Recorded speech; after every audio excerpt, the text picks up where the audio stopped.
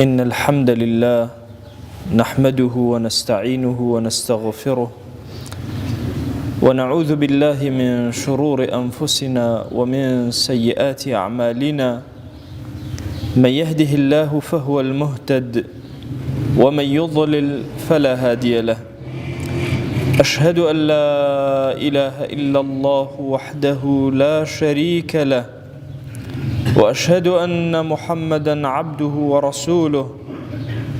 يا أيها الناس اتقوا ربكم الذي خلقكم من نفس واحدة وخلق منها زوجها وبث منهما رجالا كثيرا ونساء، واتقوا الله الذي تساءلون به والأرحام إن الله كان عليكم رقيبا. لپاش سپاس و ستایشێکی بێهەمتا بۆ کردگاری مەزن و داواکردنی درود و ڕەحمەت بۆ سەرگیانی پاکی پێشەوای مرۆڤایەتی محەممەد صلی الله تعالی عليه وسلم. لە خوتبەکانی پێشترە باسی خۆشەویستەکانی پێغەمبەرمان کرد صلی الله عليه وسلم. لە جەماڵی دنیا بۆنی خۆشی زۆر پێخۆش بوو. لەناو دۆست و هاوڵان و خۆشەویستان و خزمانیدا، لەناو هاوڵانی ئەسحابە چەند کەسێکی زۆر خۆشەویست بوو لەناو ئیماندارانە بەگشتی چەند کەسێک بەلایەوە زۆر خۆشەویست بوو. پێغەمبەری خوا صلی الله عليه و آله وسلم لەناو ئومەتەکەیە زۆر ئەعمال و کردەوە هەن کە پێی خۆشە لە فەرمایشتەکانە هاتووە. لەناو کردەوەکانە چ کردەوەیە دەوامی هەبێ و بەردەوام بێ زۆری پێخۆشە. ذکرێکت هەیە بەردەوام ئەیکەی قەت تەرکی ناکەی. پێغەمبەری خوا صلی الله عليه وسلم ئەو سیفەتەی زۆر پێخۆش. نوێژی زۆر پێخۆش بوو. لەناو هەموو عیبادەتەکانە ئەیفەرموو وەجوعیلت قوڕەتو عەینی فی الصەلات، بەتایبە گرنگی بە نوێژەکان ئەدا. زۆر حەزی ئەکرد دووشەمان و پێنجشەمان بە ڕۆژوو بێ. لە دوعایە زۆر حەزی ئەکرد دوعای گەورە گەورە بکەن ئومەتەکەی، دوعای بچووکی جوزئی نەکەن. يحب جوامع الكلم من الدعاء. لە دوعایە کاتێک کە هاوارەکەیت و ناڵەی خۆت بەرزەکەیتەوە لای خودا، دعایەکی زۆر گەورە ربنا آتنا في الدنيا حسنة وفي الآخرة حسنة. بەنەکیرە عولەما ئەفەرمون حەسەنەی وتووە، یعنی حەچی حەسەنەی دنیا هەیە هەموویم ئەوێ، هی ئاخرەت هەموویم ئەوێ. حەزی ئەکرد و پێی خۆش بوو ئومەتەکەی دوعاکان دووبارە و سێبارەکەنەوە لە حوزوری خوایە. زۆر حەزی بە گوێگرتن لە قورئان بوو. هەموو ئەوانە خۆشەویستەکانی پێغەمبەرن صلی الله عليه وسلم. ئێمە لە مانگی پیرۆزی ڕەمەضانان هەمیشە یەکێک لە ئەو شتانەی لە مانگی ڕەمەضانە سەرنجی ئێمە ڕائکێشە مەسائیلی خواردنە. ئایا ئێمە چۆن تەنزیمی خواردنی خۆمان بکەین وەکو موسڵمانێک؟ چۆن مامەڵە ئەکەین لەگەڵ ئەو سفرەیە کە لە بەردەممانە دائەنرێ؟ پێغەمبەری خوا صلی الله عليه وسلم چی پێ خۆش بووە بخوا و چی پێ ناخۆش بووە کە نەیخواردووە؟ ئایا ئێمە ئیماندار چەندێ متابعەی پێغەمبەر ئەکەین صلی الله عليه وسلم؟ عولەما فەرموون لە خۆشەویستی خۆشەویستانە ئەبێ متابعەکەی چی پێ خۆشە هەر هەمووانە جێبەجێکەی. حاکمێک ئەفلاتۆن ئەگرێ قەرار ئەدا ئیلا بێ ئەعدامیکە. خەڵک زۆر تەکلیفەکەن ئەڵێ ئیلا ئەعدامیەکەم، هیچ عیلاجی نییە.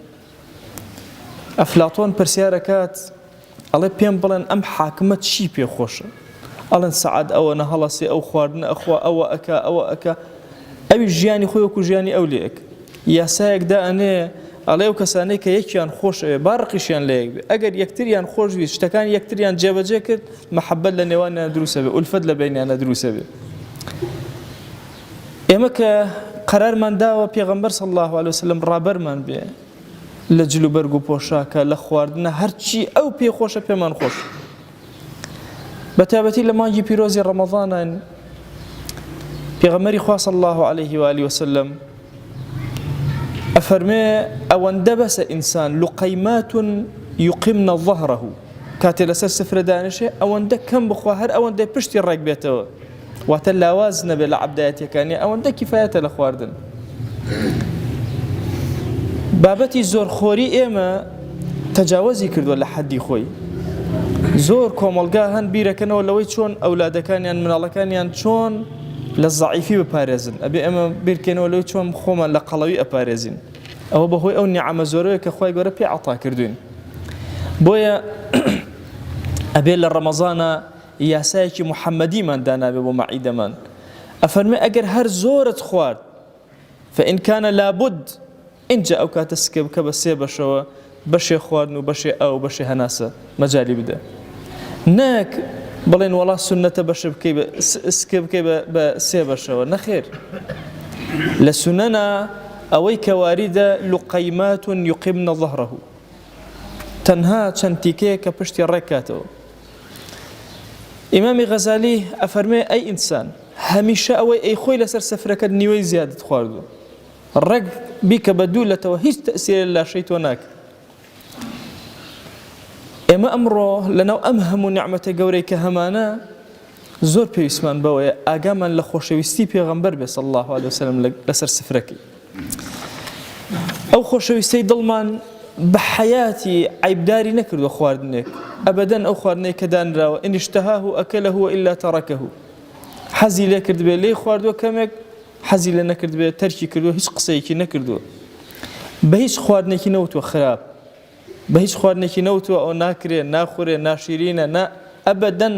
هیچ ڕخنەیەکی لەسەر سفرەکانی نەگرتووە. بەتایبەتی گەنجانی بەڕێز ئەبەدەن نەکەی ئەمڕۆ لە تۆڕی کۆمەڵایەتی و لە دنیای ئەنتەرنێت و جاڵجاڵۆکەی ژیانی ئەمڕۆیە ئەنواع جۆری سفرە ئەبینی. نەکەی سفرەی دایکت بەکەم بزانی، نەکەی ڕخنەی لێ بگری. ئەوانەی کە پیشانی تۆ ئەدرێ دیمەنە، ئەمەی کە لە ماڵەکە حازر ئەکرێت دڵ حازری ئەکە، ڕۆح حازری ئەکە. خواردنەیەک کە لەسەر سفرەی دایکت ئەخورێ زۆر جیاوازە لەوەی کە لە دەرەوە ئیکرد. لاشەی ئینسان هەمووی پێویستی بەوە هەیە بە مەحەبەتەوە لەگەڵەیە بجوڵیتەوە. جوانترین مەحەبەت لە لاشەیە ئەوەیە کە شتێ بخوا مەحبوبەکەی پێ عەتاکە، خۆشەویستەکەی پێ عەتاکە. ئەوەیان پارە پێت عەتاکە، ئەمەیان ڕۆحی دایکت، ڕۆحی خێزانت پێت عەتاکە، ڕۆحی خوشکەکەت پێت عەتاکە.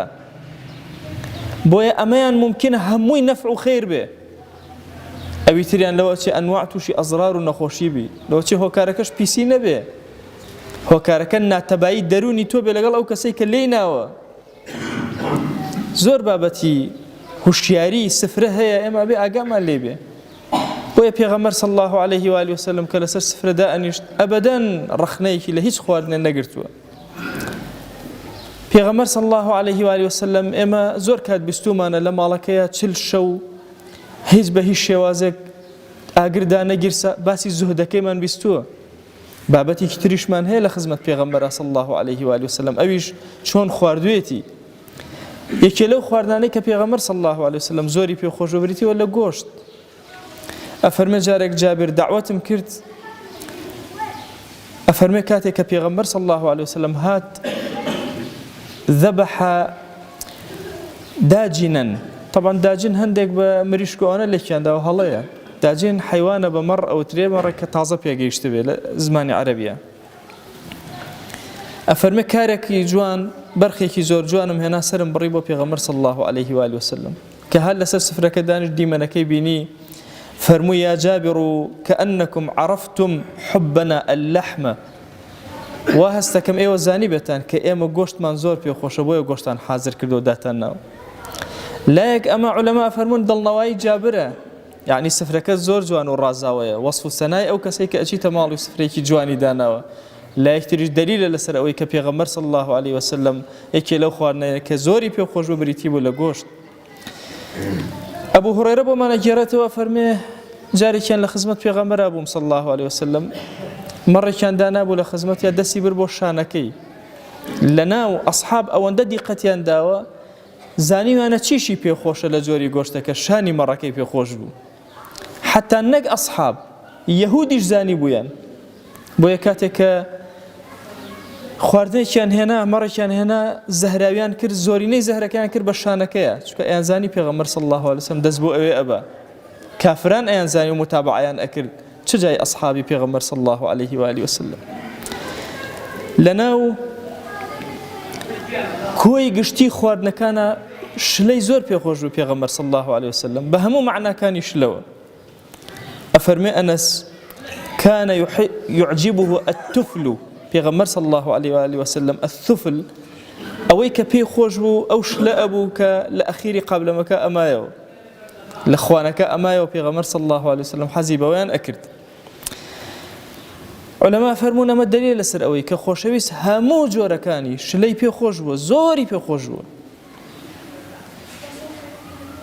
هەموو جۆرەکانی ئەوەی کە ئەمڕۆ پێوترێ شۆربە پێوترێ شلە هەر ناوێکی لێ ئەندرێ یەکێک بۆ لە محبینی پێغەمبەر صلی الله عليه و آله وسلم لەناو جۆرەکانی شلەمەنیە سرکەی زۆر پێخۆش بوو پێغەمبەر صلی الله عليه وسلم فەرمووی لە ڕوایەتێکە إن الخل نعم الأدم يا أدم پێغەمبەر صلی الله عليه وسلم فەرمووی چاکترین یا باشترین ئای چ شتێکی چاکە بریتی بێت لە چی لە سرکە کاتێکە لەسەر خوانەکەت ئەبێ واتە نان لەگەڵ سرکا بخۆی علەما فەرموون ابن القیم ڕەزا و ڕەحمەتی خوای لێبێ لەم باسە ئەفەرمێ وەصفی مطلقی سرکە نییە چونکە پێغەمبەر صلی الله عليه وسلم لەو مودەیە هەنێ جار کاڵەکی ئەخوار لەگەڵ نانە هەنێ جار خورمای ئەخوار لەگەڵ نانە هەنێ جاری سرکەی ئەخوار فەرمووی لە هەمویان باشتر سرکەیە ئەفەرمێەوە بە جوزئیەت وتوێتی بە کولیەت نەیوتووە بەڵام زۆرێکتر لە زانایان و شوڕاحی حەدیث فەرمویانە نا کولی کاتەکان ئەگرێتەوە کە پێغەمبەر صلی الله عليه وسلم سرکەی زۆر پێخۆش بووە لەناو جۆری شلەکانە خۆشەویست زۆر حەزی بە کوولەکە بوو ئەنەس بۆمانە گێڕێتەوە فەرمێ لە خزمەت پێغەمبەر صلی الله عليه وسلم دانیشتە بووین سەریدێکیان هێنا خسیانە خزمەت پێغەمبەر صلی الله عليه وسلم بە سەریا کوولەکەیان دانەبوو ئاگەم لێ بوو بە قەراقی قەسعەکە کوولەکانی ئەخوارد ئەفەرمیش کەمە کوولەکانمە خسە بەردەسی بۆی پێغەمبەر صلی الله عليه وسلم لەوانە بخوا ئەم زانی حەزی لێیەتی ئەفەرمێ فوالله لە دوای ئەوە هەموو کاتێ کوولەکەیان دانا پێغەمبەرم صلی الله عليه وسلم بیرەکەوتەوە زۆر حەزم لێ ئەکرد دوو کەلیمە هاتووە سەبارەت بە کوولەکە لە فەرمایشتەکانە الدباء لەگەڵ قەرع هەردووکی هەر ئەو معنای هەیە کە پێغەمبەر صلی الله عليه وسلم يحب الدباء لەناو شیرینیەکانە بەگشتی پێغەمبەر صلی الله عليه وسلم شیرینیەکانی پێخۆش بووە هەموو مادەیە کە شیرینی تیا و پێخۆش بوو ئەفەرمێ حەڵوای پێغەمبەر صلی الله عليه وسلم پێخۆش بوو علەما ئەفەرموو حەڵوا بریتین لەو حەڵوای دروست ئەکرێ نا بریتە لە هەر شتێک کە حلو بێ کە شیرین بێ ئیمامی نەووی ئەفەرمێ الحەلواء اسم لكل شيء حلو ئەفەرمێ ناوە بۆ هەر شتێکەوە شیرین بێ پێغەمبەر صلی الله عليه وسلم پێخۆش بووە سەواء لە فەواکیه و لە با بڵێن میوەکانە یا لە جۆری شیرینەکانیش کە دروستەکرێ پێغەمبەر صلی الله عليه وسلم پێخۆش بووە ئیمامی نەووی ئەفەرمێ زۆر حەزی لە هەنگوین بوو لە هەندێک فەرمایشتە هاتووە ئەفەرمێ مە دەلیلە لەسەر ئەوەی وفيه جواز أكل لذيذ الأطعمة ولا ينافي ذلك الزهد ئەمە پێچەوانەی زوهد نییە ئینسان جوانی خواردنەکان و نعمەتەکان هەڵبژێرێ پێغەمبەری خوا صلی الله عليه و آله وسلم لە خورما لەگەڵ کەرەیە زۆر حەزی لێ ئەکرد و پێکەوە ئەی خواردن چونکە هەمیشە هەوڵی داوە مادەیەکی سارد و مادەیەکی گەرم پێکەوە بخوا ئەفەرمێ هەر جارێ ئەومان بۆ دائەنا دایکمان عایشە ئەفەرمێ زۆر کەیفی پێ ئەهات خورماکەی ئەکرد بەناو کەرێکەوە ئەی خوارد ئەی فەرموو هەر ماڵە خورمای تیا نەبێت جیاع ئەهلوه ئەو ماڵەی تر برسین نەدارن یەکێک لە فائیدەکان کە مناڵ فێر بکرێت لەسەری بریتە لە خواردنی خورما کە ئێستا عولەما ئەفەرموون بۆ چەند شتێکی زۆر گەورە باشە بۆ دەرچوونی زەهرەکان لە لاشەی ئینسان دووش بۆ پارێزگاری لە ئینسان لە سەبارەت بە جنۆکە و شەیاڵتین و سحرە و ئەو بابەتان لەناو خواردەمەنیەکانە زۆر حەزی ئەکرد شتێکی شیرین بخواتەوە بەڵام حەزی ئەکرد ئەو شتە شیرینەی کە ئەیخواتەوە سارد بێ فێنک بێ دایکمان عایشە فەرمێ شەو کە دائەهات هەندێک لە میوەکان خورما بووایە یان مێوەش بووایە ئەمان کردە ناو ئاوە بووی بەیانی کە هەڵ ئەسایە و حەزی ئەکرد یەکەم شت لەو ئاوە شیرینە بخواتەوە بە کۆی گشتی لەناو هەموو خواردەمەنیەکانە لە هەمویان زیاتر حەزی بە شتێکی شیرینی سارد بووە پێغەمبەر صلی الله عليه وآله وسلم هەر کاتێک خورمای بخواردە ئیلا شتێکی ساردی لەگەڵا ئەخوارد چۆن کەرەیەکی لەگەڵا بەکارهێنا هەندێک جار بەطیغی لەگەڵا بەکارهێنا بطیغ لە زمانی عەرەبیە بە شوتیژ ئەوترێ بە کاڵەکیش ئەوترێ ڕوايەتێکی ترمان هەیە کە بۆمان دیاریەکە کە پێغەمبەر صلی الله عليه وسلم کاڵەکی خواردووە لەگەڵ خورمایە ئەم دوانەی پێکەوە خواردووە أفرمي رأيت رسول الله صلى الله عليه وآله وسلم يجمع بين الرطب والخربز خربز بمعنى كالك ده كالك شيرين أفرمي بيغمر صلى الله عليه وآله وسلم لبين أو دوانا خربزايا لقال خرمايا هردو كاني بيك وكو أكردو أي خوارد همو أماني كعرزم كردن لأطعمة ولخواردنا كان بيغمر صلى الله عليه وسلم زوري بيخوجوا حزي بيكردوا گرنگ ئەوەی ئینسان یاساکانی شەریعەت لەسەر سفرەکەی لە یاد نەکە یاساکانی شەریعەت زۆر گەورەی ئینسانی موسڵمان جێبەجێ کرد ئێمە نوێژەکەمان بە یاسا ئەکەین دەستنوێژمان بە یاسا ئەگرین سفرە و نان خواردنمان هەر یاسایە مانگی ڕەمەزان فرسەتێکی زۆر گەورەیە بۆی لاشەی خۆت پاکەیتەوە نەکەی وەکو کاتەکانی تر هەر تێکەی ناکرێ بە ڕۆژووبی و برسیت نەبێ ئەمە هەڵەیەکی زۆر گەورە ئەم مەفهومە لە زیهنی ئێمە دروست بووە فعلەن ئەبێ بە ڕۆژووبی برسیت بێ بزانە چۆن برسیتە بێ ئەوە خواردنی تەواوی تۆیە ئەبێ تۆ لە سێژەمەکە کە ژەمێکە کەم کردەوە ئەبێ برسیت ببێ ئەگەر برسیت نەبوو خەلەل هەیە لەسەر سفرەکەت و خواردنەکەت محەممەدیانە صلی الله عليه وسلم نانت نەخواردووە بیرکەنەوە لەم مەشهەدە کۆتا قسەم لە خزمەتانە أصحاب أفرمون جاري كان لخدمة پیغمبر أبو صلى الله عليه وسلم ليكي لجنگ و جهاد كان روجي زور گرم بو بأنداز گرم بو هیچ کەسێک من جرأتی ئەوەی نەکرد بە ڕۆژوو بێ لەو ڕۆژە تەنها دوو کەس بە ڕۆژوو پێغەمبەری خوا صلی الله عليه وسلم لەگەڵ عەبدوڵڵای کوڕی ڕەواح ئەوەندە گەرم بوو ناڕەحەت بوو توانامان نەبوو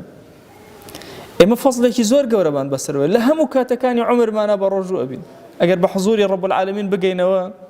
36 ساڵ تۆ بە ڕۆژوو ببی هەموو ساڵەکانی ژیان هەموو کاتەکانت لە هەموو ڕۆژەکانی ساڵە تۆ بە ڕۆژوو بووی هاوین بوو بێ زستان بوو بێ بەهار بوو بێ بەڵام گرنگ ئەوەیە تۆ ئەبێ هەستکەی فەلسەفەی ڕۆژووی ئێمە بۆ ئەمەیە کە هەستکەین بە هەژار نەدار لاشەمان دەرک کا بەوەی کە بە ڕۆژووە ڕۆحمان دەرک کا بەوەی کە بە ڕۆژووە بەداخەوەڵێم ئێمە پارشێوان زۆرخۆری و ئێوارە زۆرخۆری وهای لێ کردوین کە بە هیچ شێوازی هەست بە برسێتی نەکەین کە ئەمە هەڵەیەکی زۆر گەورەیە جارێکی تر دووبارەیە کەمەوە لوقەیمات یقمن ظهره ئەمە سنەتی پێغەمبەر صلی الله عليه وسلم نەکسکە بکەیتە سێ بەش یا تەواوی سکت قەپاتکی خوای گیان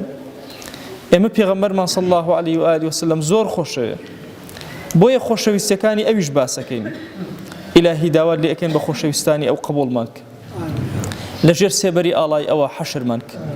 بە ئومەتی پێغەمبەر صلی الله عليه وسلم قبوڵمان کە إلهي صلاوي دلي إيمي بيبقينا يا أكرم الأكرمين بزي يا إلهي رحمتي خود كرمي خود مهرباني خود بسر أما جسو بسر أمتي بيغمرا صلى الله عليه وسلم ببارنا يا رب العالمين إلهي إيما قناهي زور من برس كروتوا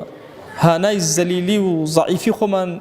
برس كروتوا بولايتو يا إلهي لما قايا لمن خوش با عفو من ك درجات من برس كرو ولاي خود لمقربين خود حساب من ك يا رب العالمين إلهي هر هلو كمو كوريك كردومانا داواد لي أكين بمان بخش يا رب العالمين بخوا پروردگارا اما ازاني زور شرمن دي بردم ديواني توين بلام امان زاني تو برحمي امان زاني عفو من اكي امان زاني ليمان خوش بي بويا زيادة روي من لحقتا كردو يا إلهي داوي عفو اللي أكين وليمان خوش بي يا رب العالمين